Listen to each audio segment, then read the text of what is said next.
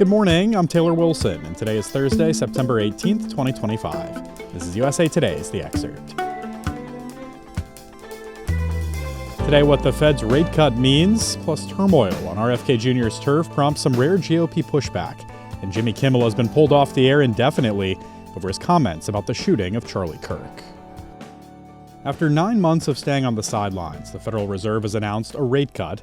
I spoke with USA Today personal finance reporter Rachel Barber to put the move in context.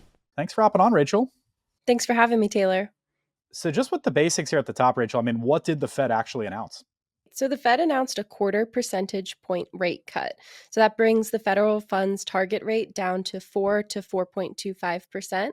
And economists and experts generally agree that this is likely the first in a series of cuts that would usher in lower borrowing costs for all consumers. Okay, and what led up to this point? I know they had elected to hold the rate steady so far this year in 2025. That's right. For 9 months, the Fed held its key interest rate steady. In a year marked by tariffs and economic uncertainty, the Federal Open Market Committee was previously taking a wait-and-see approach before they were taking action. But obviously, things changed this month. Well, as you say, they had this wait-and-see approach. Why now? What are some of the factors that went into this rate-cutting decision? Based on Federal Reserve Chair Jerome Powell's comments at the press conference after the announcement, this is pretty clearly a response to trouble in the labor market. The Fed is always balancing its dual mandate of keeping unemployment low and inflation under control. And so typically the Fed will hike rates or keep them steady if they want to tame inflation, and they'll lower rates if they want to try and juice the economy. And while the Fed previously held back on rate cuts due to concerns over inflation, a recent series of rather disappointing jobs reports showed a weakening labor market, and that prompted the committee to act, it seems. All right. Well, Chair Jerome Powell said the Fed continues to work independently. Can you just talk through some of his comments on that point and what he's alluding to as it pertains maybe to some of these tensions with the Trump administration? Yes, and I think it's important to say that the Fed is, in fact, an independent agency separate from the federal government. Powell was asked about its independence because Trump has been putting pressure on the FOMC to cut rates and has been signaling his dissatisfaction with Powell for months. The president also recently moved to fire one of the Federal Reserve governors, Lisa Cook, and she has been accused of committing mortgage fraud but denies any wrongdoing, and that battle is playing out in the courts. For now, she remains on the committee. And the other piece of the puzzle is that this meeting was the first to include Stephen Miron, Trump's latest appointee to the board. Miron is taking a leave of absence from his role in the administration as chair of the White House Council of Economic Advisors to serve on the FOMC, but he is not leaving the job entirely, leaving some people to question his independence from the White House. So at that press conference after the decision, Powell reaffirmed that the committee will continue to make decisions based on data, not politics. All right. Well, listeners probably curious about what this move now means for their wallets. What does this practically mean? Also important to say that the Fed does not directly control most interest rates, but its rate serves as a benchmark, meaning that when the committee cuts the federal funds rate, other rates are likely to be lowered as well. And that could mean lower interest payments on things like car loans, student loans, and credit cards. And everyone always asks about mortgage rates. Powell said while the Fed's decisions do tend to impact them, the Fed would likely need to launch a pretty big rate change or several rate changes for those decisions to greatly affect the housing market. So time will tell. All right. Great breakdown for us. Rachel Barber covers personal finance and the economy for USA Today. Thanks, Rachel. Thanks, Taylor. President Donald Trump will continue his trip to the UK today as he meets with British Prime Minister Keir Starmer. The pair are set to mark more than $200 billion in new U.S. investment for Britain. The deals include technology, energy, and life science. Foreign affairs will also be on the table when the two meet later this morning. Starmer is expected to try to persuade Trump to take stronger action against Russia over its invasion of Ukraine and raise concerns over Israel's assault on Gaza in the Middle East. Trump met with King Charles yesterday, and thousands of people marched through London to protest against Trump's state visit, while a smaller crowd gathered outside the Royal Windsor Castle to give him a warm welcome. His visit also comes days after thousands marched through London, carrying flags of England and Britain and scuffling with police in one of the country's biggest right-wing demonstrations in recent times. Susan Menarez led the CDC until she says she was pushed out by Health and Human Services Secretary Robert F. Kennedy Jr. She spoke about that and more during dramatic testimony on Capitol Hill yesterday. I spoke with USA Today congressional reporter Zach Shermley for more. Hello, Zach. Hey, Taylor. Thanks for having me. Thanks for joining me. So let's get into how and why Menarez was fired. What happened a few weeks ago, and how did she address this point during yesterday's hearing? Right. So Susan Menarez, the former director of the Centers for Disease Control and Prevention, told members of Congress, senators specifically, that Robert F. Kennedy Jr., the Health and Human Services Secretary, sat her down on August 25th and gave her something of an ultimatum.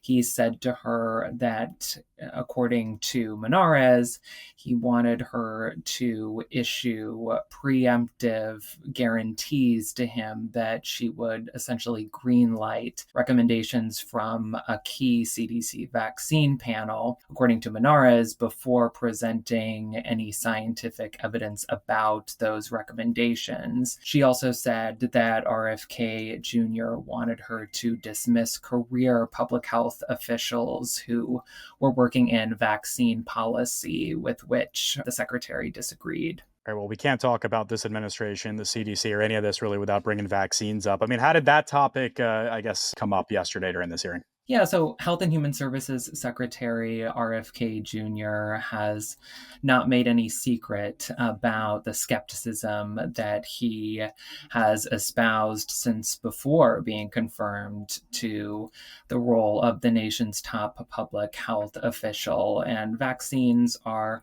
safe and effective. They were instrumental in reversing the tide of the COVID-19 pandemic. In fact, Senator Bill Cassidy, a doctor from Louisiana and the chair of the Senate's main health committee, said just recently on Capitol Hill that Donald Trump should win the Nobel Prize for having championed the vaccine rollout known as Operation Warp Speed. But Donald Trump's position on vaccines has shifted over time, as has Robert F. Kennedy Jr.'s, and he is causing some frustration among Republican lawmakers, particularly a couple of doctors in the Senate who just take a different posture about their efficacy, which has been proven.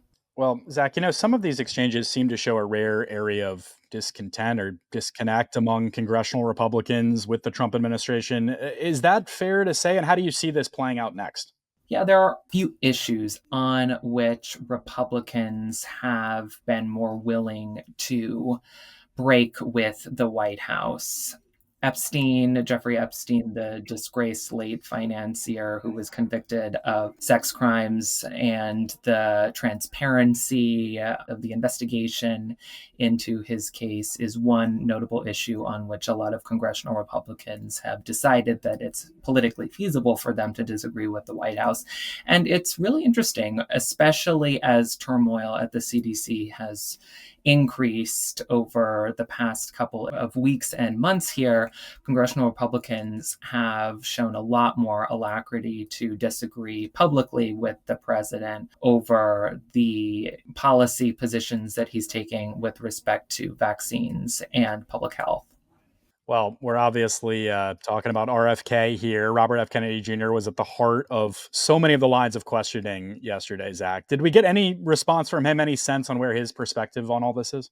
Yes. So the secretary testified in front of a different Senate committee a couple of weeks ago, where he disputed some of the allegations that former CDC director Susan Menarez had already leveled against him.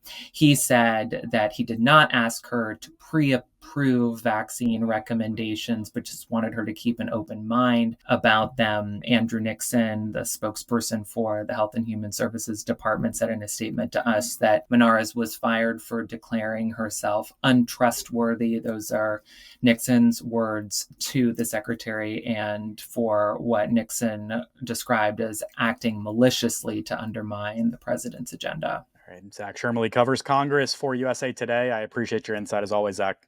Sure thing, Taylor. Jimmy Kimmel's late-night talk show has been suspended indefinitely following the host's comments on the fatal shooting of conservative activist Charlie Kirk. Walt Disney-owned ABC said yesterday that it will indefinitely stop airing Jimmy Kimmel Live after the late-night host's comments about Kirk's assassination came under harsh criticism from the head of the Federal Communications Commission. Kimmel was seen last night leaving El Capitan Theater, where his show is taped, but did not respond to a request for comment. During his Monday episode, Kimmel said, quote, "We hit some new lows over the weekend with the MAGA gang desperately trying to characterize this kid who murdered Charlie Kirk as anything other than one of them, and doing everything they can to score political points from it," unquote.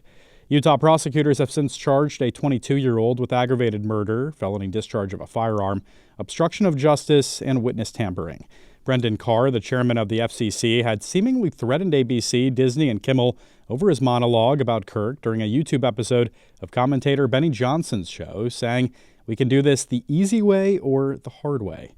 The Sinclair Broadcast Group announced plans to replace Kimmel's ABC time slot with a remembrance special honoring Kirk tomorrow. And coming up this afternoon, democracy is messy. The tension between everyday voters and specialized knowledge is growing sharper than ever. Democracy isn't run by experts. It's great to be an expert and you have some specialized knowledge, but democracy is messy and people argue and they have different values and they agree to compromise, which means, maybe nobody's happy at the end. Senior fellow at the American Enterprise Institute, Roger Pelkey Jr., says experts need to make peace with that fact. Why? Because when it comes to voting, a PhD carries the same weight as no degree at all. Catch my colleague Dana Taylor's full conversation on the dangers of polarization of expertise in America today beginning at 4 p.m. Eastern Time on this feed. And thanks for listening to The Excerpt. You can get the podcast wherever you get your pods. And as always, if you're on a smart speaker, just ask for The Excerpt. I'm Taylor Wilson. I'll be back tomorrow with more of The Excerpt from USA Today.